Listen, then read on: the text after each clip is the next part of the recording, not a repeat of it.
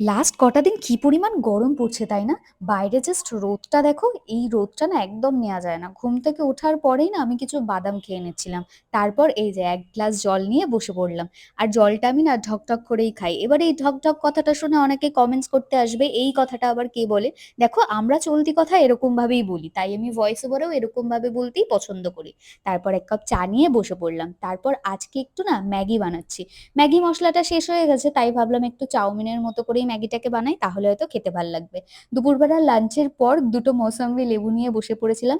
আর মৌসম্বি লেবু খেতে আমার একদম ভালো লাগে না, বাট তাও খেতে হয়। যাই হোক, খুব কষ্ট করে লেবুটা শেষ অনেক করেছি। দিনের কাজ জানো তো আজকে সারলাম। এই যে আমার এই শাখাগুলো ভীষণ ময়লা হয়েছিল, তাই এগুলোকে ক্লিন করে নিলাম। আর তারপর একটু আচার নিয়ে বসলাম। সন্ধ্যাবেলা আজকে একটু বানিয়েছিলাম থুপকা। তোমরা কারা কারা খেতে পছন্দ করো অবশ্যই কমেন্ট সেকশনে জানিও। তারপর জার্সিকে রাত্রিবেলার ডিনারটা দিয়ে দিলাম, চিকেন আর ভাত। আর এই যে এখন স্কিন কেয়ার করে ঘুমোতে যাবো। চলো বাই।